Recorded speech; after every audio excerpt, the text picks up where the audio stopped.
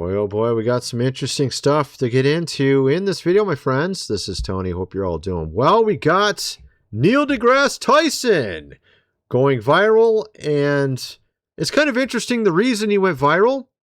Talking against war, using science. We'll get into that. Of course, there's all these things about faith and science right now. I'm seeing a lot of attacks on faith. This projection of science is the answer. And I don't usually get into this, but I saw a ton of stories in this realm. We have Cadbury, the chocolate company, getting in trouble. We'll get into that. We got Hershey's, which I already covered on another channel. I think it was it a different channel? What channel? Yeah, it was Sale Daddy. I'm going to get into that a little bit. We got some interesting things about Neil deGrasse Tyson that makes his entire argument fall apart. Soon I will get into the whole thing with Neil deGrasse Tyson, but I wanted to sort of preface it with a little bit of history on this movie called Chain Reaction 1996. I covered it over on my other channel like a few weeks ago, but the fact is we had something really bizarre found in the files that a lot of people are not aware of. Apparently, Jeffrey here was really interested in science. Let's just put it that way. He had Stephen Hawking, Lawrence Krauss, wrote him 6,000 times in the emails. And apparently a lot of people are not aware, but Jeffrey was influencing what you call science for many, many years. Matter of fact, even back in 1989. And it actually relates to this movie, believe it or not, if I can get it on the screen, with Keanu Reeves and Morgan Freeman, called Chain Reaction, one of my favorite movies. Very interesting, and I keep clicking the wrong things here. You got this email that Jeffrey sent to someone. Let's see if I can get on the screen good enough. I think this is good enough. Okay, so this is some guy he's talking to named Al Seckel. Okay, to Jeffrey. How did you kill him? There's still a group of these guys going strong. Okay, it's referring to actually cold fusion. Regarding cold fusion, I killed pawns years ago. So he wrote this in 2009, but actually cold fusion and pawns was 1989. Bobby Stanley Pons was the one man who actually got cold fusion to work. And apparently Jeffrey was the one who got Congress to kill funding for cold fusion. Cold fusion would have gave us very cheap energy. We could have had very cheap energy for the last 30 years or more. But Jeffrey didn't want you to have it. And of course, all the scientific publications came out saying, we can't recreate this cold fusion that Pons claimed he made. And of course, they completely discredited the man, when in reality, he actually achieved the whole thing. I remember us all arguing about this when I was in college for engineering. I'm a mechanical engineer with a bachelor's of science in mechanical engineering. We were all debating, does cold fusion work? I remember reading articles about it, like, oh my goodness, they should get this thing to work. Apparently, they did get it to work. And Jeffrey here killed it. So this prefaces kind of what Neil deGrasse Tyson will say soon here as I get into this video. And I'm going to show you how his entire argument falls apart, even though he got 4 million views. We got some weird stuff to show you guys. Okay, we also the Star Trek crew totally against the new Star Trek Starfleet Academy show, which thank God they are. We'll get into that. We got Peter Thiel, that weirdo that owns or is over Palantir. I always say it wrong, and everybody's like, "You're saying it wrong." I'm like, "Okay, whatever, dude." Palantir. All right, we'll say it right from now on. Okay, so we'll get into that as well. Let's just keep going here. So we got here gesture eggs, not Easter eggs, gesture eggs. Now, of course, I'm not exactly a fan of Easter eggs in the first place because of its pagan history, which a lot of people are not even aware of, apparently. I'm more interested in Christ resurrecting from the dead. That seems a little bit more important to me. But they're calling them gesture eggs because they don't even want you to think about the word Easter at this point. Now, Cadbury, though, is kind of getting a bad rap for nothing, partially for this. It's not exactly their fault, because Cadbury actually puts Happy Easter literally on the top of their packaging. However, apparently in Britain particularly, a lot of their advertising is gesture eggs, not Easter eggs now. And apparently also there's other brands that are just getting rid of the whole Easter word and putting gesture or some other weird word that is completely unrelated to the holiday. And I think I can actually show you some of that. But you can see what I'm saying right here with this picture of this advertisement here. But if you look at the top of these boxes right here, it will actually say Happy Easter on them. So I think there's a lot of people fighting right now online about this. Yeah, here we go. This is what I was talking about. It says Happy Easter literally on the top of it. So there's a lot of people that are not Christians getting in fights with Christians right now over this. And it's just kind of weird. I don't know. I guess that's what happens on X sometimes. It's kind of strange. So you got that story. But there are actually a bunch of candies that are trying to get rid of the word. I can show you that real quick, I think. Oh, wait. There's another one of these. Palm Beach Pete. I just covered that on the other channel, by the way. Palm Beach Pete has the exact same teeth as Jeffrey. That's kind of weird. Same city. Rich guy. Looks the exact same. Has the exact same teeth. They're all crooked the same way. Oh, I wonder if it's the same guy. You know, I wasn't even trying to get into that, but I just thought it was kind of weird. I could actually show you that too as well, maybe. But that's not really kind of the point of this video. I wasn't trying to get into that, but where was it? Here we go. Here's some of the other ones I was talking about. I put out this tweet. Let's see here. Enchanted eggs. Hunting eggs. You know, so they're like taking, what does that say? Ultimate egg? Ultimate egg. Apparently they're coming up with all these weird words to use instead now. And so you got that. Adder, you get the idea. But let's get into some of these other stories. We have Hershey's chocolate. Apparently this went viral yesterday. And I think this is not their standard chocolate bar. I think this is their like holiday one or something. They're trying to put seed oils rather than actual cocoa or something like in it. Guys, I don't think chocolate... Look at this. What the hell is going on with this chocolate, man? That is messed up. So she shows the wrapper, and it's actually a holiday wrapper. And I started to notice this, that if you go and you look at, what is it, the peanut butter cups, except for it's the peanut butter egg ones, they changed all the holiday type candies. A number of these companies have changed what's actually in the candy. It's not their normal candy. They put seed oils in it rather than cocoa. That's kind of weird. You want to put chocolate, you would think, into it, but apparently not. So they're trying this. Maybe they're trying this as a test to see if people will accept it and ignore it. Oh, they didn't notice. Let's do it with the regular stuff next. So then you might be eating just seed oils instead of chocolate. Oh, sounds like a great idea. I'm sure you'll really enjoy that. Of course, the United Nations came out and said that seed oils is one of the most important food groups, by the way. I'm not joking. They literally came out and said that. That's kind of weird. I don't think seed oils is actually a food group, period. That's not science. Okay, that's not science whatsoever. And speaking of science, we're going to get into Neil deGrasse Tyson next. Let's just start with this video here.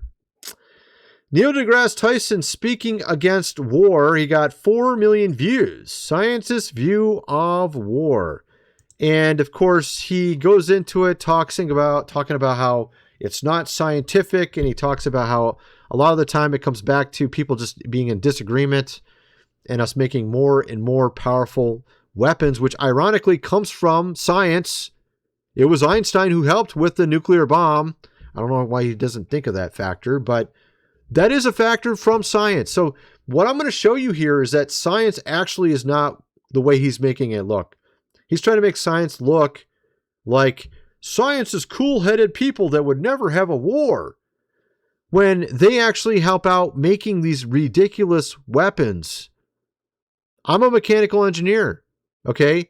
I know mechanical engineers who've worked in these areas with weaponry, okay? I even have a friend who worked in some of that. Okay, it's not like scientists have nothing to do with this. They have everything to do with this, actually. Let me just play this real quick, and then I'm going to get into some really interesting other things I noticed. that are going to be rather enlightening. Other reasons why people fight with limited access to resources, yes. Religion. Again, I come to it as a scientist. If there's a batch of scientists over there who say, E doesn't equal MC squared, E equals MC cubed, are we going to go to war over that? No. I would say, no, let me show you why that is not true. And I would demonstrate it with experiments and examples. That doesn't work as well when you have belief systems. Okay, so you see what his argument is there? That we're just scientists and all we care about is science and peer-reviewed scientific journals and putting out our theorems and see if other scientists agree with it or disagree. We're not going to go to war over this, of course. Oh, right? This is what he said. Let me show you something kind of interesting that might pique your curiosity. Of course, there's a very famous scientist who's good friends with Neil deGrasse Tyson, by the way. Very good friends with him. His name is Lawrence Krauss. Lawrence Krauss here. Let me show you Lawrence Krauss. If I can spell. I can't spell. Here we go. This guy right here. Very famous scientist. Good friends with Neil deGrasse Tyson.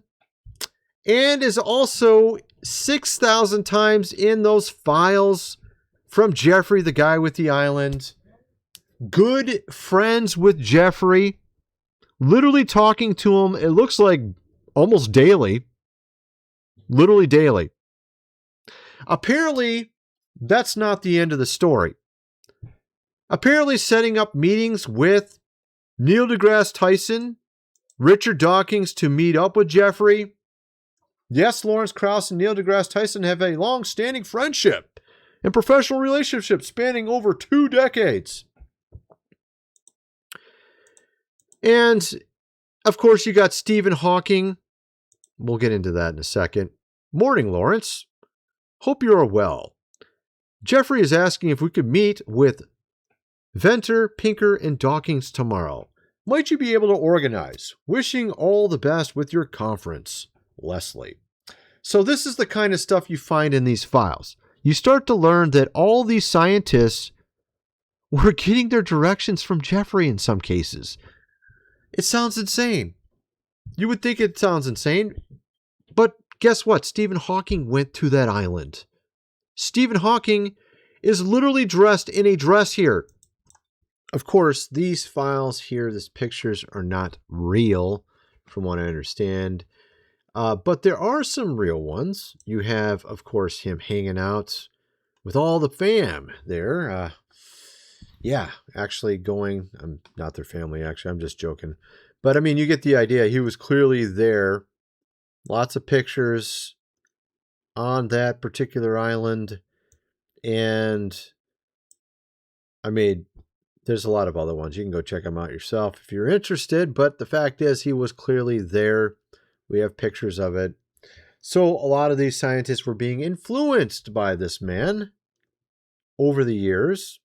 But this is the kind of stuff you find. But it's far more than that.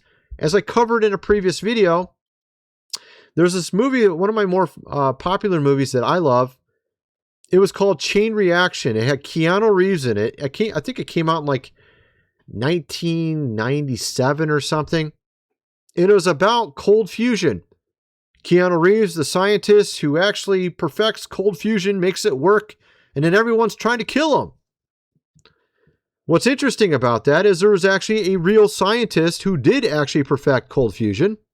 And apparently Jeffrey there, we're talking Epstein, stopped the funding for him back in 1989. So Jeffrey was influencing science in the 80s up till now. Well, maybe not today, but up till maybe 2010 or 2015, because Lawrence was talking to him forever. And Lawrence is besties with Neil deGrasse Tyson. So this Neil deGrasse Tyson, us scientists, we would never start a war. But what's interesting is Jeffrey was starting wars, and Jeffrey was controlling the scientists, or at least influencing them, maybe not controlling them, but he was definitely heavily influencing them. Sounds to me like you're part of the same team there, Neil. And you don't even know it, perhaps. Or maybe he does know it, because he was invited as well to some of these meetings. I don't know if he ever went to any. I don't know if he ever went to the island, but his friends did. his scientific colleagues that we all trusted, Pale Blue Dot. Actually, I'm not sure if he went, Carl Sagan. I'm not sure. I'd have to go look into that. But Stephen Hawking's black holes, he went there. Yeah, so this is what we're talking about. So he gets 4 million views, making you believe something that's not actually true at all. Because these scientists were integral in a lot of this, and they were working with the people who were starting wars. So you're 100% wrong, Neil. You're not some cool scientist talking about EMC squared all the time. We know what well, maybe we don't know what he is per se, because the files didn't say. I mean, there is actually, I think 100. How many of them are there? There's 6,000 for Lawrence Krauss. For deGrasse here, let's see what we got here. I'm not sure. I'd have to go look into it more, but there's 44 references for deGrasse in the files. Lawrence Krauss is besties, of course, and with Jeffrey. Did I spell it right? Yeah, I didn't spell it right. Is it 2 S's? Yeah, there we go. Krauss is besties with Jeffrey and also besties with Neil deGrasse Tyson. So my point is that he can talk a game like he wants, but we know if you start looking into stuff, you start learning what the truth is. At any rate, there's that. Then you got the top Star Trek actors. All right. We got Picard here talking about this new Starfleet Academy. Check this out. I couldn't accept what it was. You cannot revive an iconic show. You cannot. In a stunning reversal that nobody saw coming, Paramount Plus has announced that Starfleet Academy is being renewed for a second season despite disastrous viewership numbers. Oh my goodness, and dude. Overwhelmingly negative. You know what? I saw probably every single episode of Star Trek Next Generation back when I was younger. Now, I'm not super into Star Trek now. I still like it. I like the movies. I like shows here now. I've been watching one that was a little bit older, much older than the Starfleet Academy. But I watched like one episode of this and turned it off. It was terrible. It was horrible, man. I mean, I might get in there and try to watch another episode just to see if it was like the first episode was horrible. But from what I could tell, I'm probably right that it was horrible and the whole thing is horrible. Instead, I've been watching Halo. Halo's awesome, man. I've been watching Halo instead. But irregardless, the point is that even the actors from the older Star Treks see how horrible this new Starfleet Academy is. Just utterly disgusting. At any rate, there's that. I just want to throw that in there. You also got Peter Thiel doing Antichrist lectures next to the Vatican. This guy is the one heading up AI right now, by the way. Oh, scientists, we should trust the science. Yeah, we trust the science back in 2020. It didn't turn out too well. And we're not going to trust the science again. Just because you put on a nice face and act like you're all about science and I'm a cool guy. You know what I mean? No, hell no. I mean, I don't trust this guy. Do you guys trust this guy? He's talking literally about the Antichrist next to the Vatican while wanting to expand AI without regulations. That's literally what he wants to do. So I don't know about you guys, but it doesn't sound very good to me. It'd be kind of interesting to know if it's true or not.